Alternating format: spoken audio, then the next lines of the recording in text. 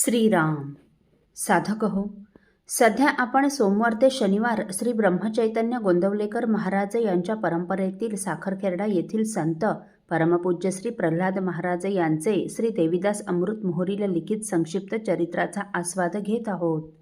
तसेच रविवारी श्री महाराजांच्या काही भक्तांचे अनुभव ऐकणार आहोत. बुलढाण्याचा घाट चढत असताना अचानकपणे श्री महाराज म्हणाले, आपणास आधी शेषराव उर्फ अण्णा तापींकडे जाऊन त्यांची भेट घ्यायची आहे बरं. त्याप्रमाणे गाडी अण्णा तापींच्या घरासमोर आली. गाडीचा आवाज ऐकून महाराज आले असं म्हणून अण्णासाहेब लगेच बाहेर आले व श्री महाराजांचं दर्शन घेऊन म्हणाले, महाराज, आपण खरोखर अंतर्ज्ञानी आहात आणि स्मर्तृगामीही आहात. ते श्री महाराजांना अत्यादराने घरात घेऊन आले व सांगू लागले, महाराज, आज आपलं दर्शन व्हावं हीच एक प्रबळ इच्छा मनात होती. जसा जसा दिवस सरकू लागला तशी तशी दर्शनाची तळमळही वाढू लागली. सूर्य पश्चिम क्षितिजावर आला तशी दर्शनाची तळमळ अधिक तीव्र झाली आणि आता 6च्या दरम्यान विचार करू लागलो की महाराज, आपण श्री रामानंद महाराजांप्रमाणे स्मर्तृगामी. मग माझी ही आर्तहाक आपणापर्यंत पोहोचली नाही का? श्री रामानंद महाराजांनी रामदास तांबे यांना त्यांचा आर्तभाव पाहून मुंबईला दर्शन दिले होते ना. मग मला दर्शन देण्यास का विलंब करता आपण? आणि मग मनात विचार करू लागलो की दोष आपलाच आहे. आपली तेवढी योग्यता नाही, आर्तता नाही, प्रेम नाही, जिव्हाळा नाही आणि हे काहीही नसताना महाराज दर्शन देतील तरी कसे? का खरा नसे मम प्रेम जिव्हाळा, तू नितांत प्रेमाचा भुकेला. ऐसेची वाटे दयाळा म्हणून वेळ लागला. आणि हे मात्र पूर्णतः खरं होतं. आपलं नाम कमी असल्यामुळेच महाराज येत नाहीत. आणि या चिंतनात जपाची गती वाढली असतानाच अचानक जय जय रघुवीर समर्थाचा जयघोष कानावर येऊन दारापाशी गाडी आल्याचा आवाज ऐकला. तसाच बाहेर आलो आणि समोर आपणाला पाहून आपल्या दर्शनाने धन्य धन्य झालो. महाराज, आपण खरोखर स्मर्तृगामी आहात. हे बोलत असताना महाराजांवरील प्रेमाने त्यांचा कंठ भरून आला होता. श्री महाराजांचे आपल्यावरील प्रेम पाहून व आपली हाक श्री महाराजांना ऐकू आली आणि आपली तळमळ जाणून श्री महाराजांनी दर्शन दिले याचा त्यांना अत्यंत आनंद होऊन त्यांच्या डोळ्यातून एकसारखा प्रेमाश्रूंचा पूर वाहत होता. पुढे म्हणाले, श्री रामानंद महाराजांच्या आठवणी येतात. आपली भेट झाली म्हणजे श्री रामानंद महाराजांच्या दर्शनाचा आनंद मिळतो. बऱ्याच वेळेपर्यंत ते श्री महाराजांशी बोलत होते. श्री महाराजांनी त्यांच्या घरी सायंसंध्या केली, थोडे सरबत घेतले व तेथून श्री महाराज यशवंतराव क्षीरसागरांकडे मुक्कामास आले. असो, चिखलीला सन 1970च्या फाल्गुन वद्य द्वादशीला श्री महाराजांच्या हस्ते श्री रामरायाची स्थापना झाली. त्यावेळी बुलढाण्याचे वकील ल. द. खापरे यांच्या सुविद्य पत्नी सौ शशिकला उर्फ अक्का त्या समारंभास गेल्या होत्या. श्री महाराजांच्या प्रवचनाने आणि त्यांची विद्वत्ता, ज्ञान, त्याग, वैराग्य पाहून त्या अत्यंत प्रभावित झाल्या. पुढे या 1973मध्ये नुकताच झालेला श्री महाराजांचा रौप्यतुला व सहस्त्रचंद्रदर्शन शांती सोहळा पाहण्यासाठी त्या मुद्दाम अकोल्याला आल्या होत्या. हा उत्सव सुरू असताना पहाटेच्या सुमारास त्यांना एक स्वप्न पडलं.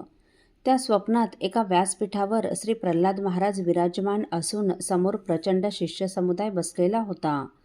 श्री महाराजांचे माईकवरून अत्यंत गोड प्रवचन चालू होते आणि त्याचवेळी बाजूला दुसऱ्या व्यासपीठावरून नागपूरच्या परमपूज्य बाबाजी महाराज पंडित यांचे प्रवचन चालू होते.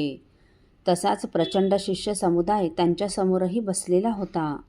स्वप्नात आळीपाळीने हे दृश्य पाहत असताना अचानकपणे श्री बाबाजी महाराज परमपूज्य श्री प्रल्हाद महाराजात विलीन झाले. त्याचप्रमाणे दोन्ही सभाही एकाच ठिकाणी विलीन झाल्या. दुसऱ्या दिवशी व तिसऱ्या दिवशीही याच स्वप्नाची पुनरावृत्ती झाली. तेव्हा उत्सव समाप्तीनंतर प्रसाद घेऊन घरी आल्यानंतर त्यांनी रौप्यतुला उत्सवाचे वर्णन करून हा स्वप्न दृष्टांत आपल्या पतिरायास सांगितला व श्री महाराजांचा अनुग्रह घेण्याची आपली इच्छा प्रगट केली.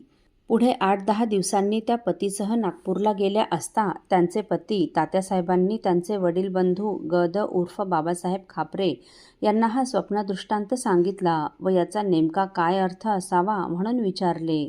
तेव्हा बाबासाहेब म्हणाले, यात परमपूज्य बाबाजी महाराजांनी मी व परमपूज्य प्रल्हाद महाराज वेगळे नाही.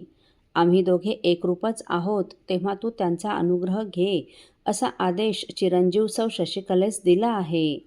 तेव्हा तिने त्वरित त्यांचा अनुग्रह घ्यावा असे सांगितले. सौ शशिकला खापरे ह्या कैलासवासी ॲडव्होकेट दत्तात्रय कविमंडन यांच्या कन्या व तात्यासाहेब खापरे यांच्या पत्नी होत्या. खापरे यांचे घराणे हे माधांचे ज्ञानेश्वर कन्या श्री गुलाबराव महाराजांचे सांप्रदायिक होते.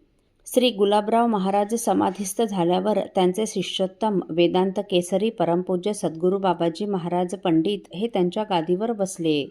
खापरे यांच्या घराण्यात बहुतेक सर्वांनाच श्री बाबाजी महाराज पंडित यांचा अनुग्रह होता. पुढे तेही समाधिस्थ झाल्यामुळे अक्कांना व तात्यासाहेबांना त्यांचा अनुग्रह मिळाला नव्हता. परंतु हा स्वप्नदृष्टांत व बाबासाहेब खापरे यांच्या सांगण्यावरून अक्कांनी आता श्री प्रल्हाद महाराजांचा अनुग्रह घेण्याचे ठरविले व 73च्या वैशाख शुद्धात श्री महाराजांना बुलढाण्याला आपल्या घरी बोलावले. त्याप्रमाणे यशवंतराव क्षीरसागरांकडे एक दिवस थांबून श्री महाराज तात्यासाहेब खापरेंकडे आले. त्यावेळी सौ शशिकला अक्कांनी श्री महाराजांची पाद्यपूजा करून व त्यांना हा स्वप्नदृष्टांत सांगून अत्यंत प्रेमपूर्वक व भक्तिभावाने श्री महाराजांचा अनुग्रह घेतला.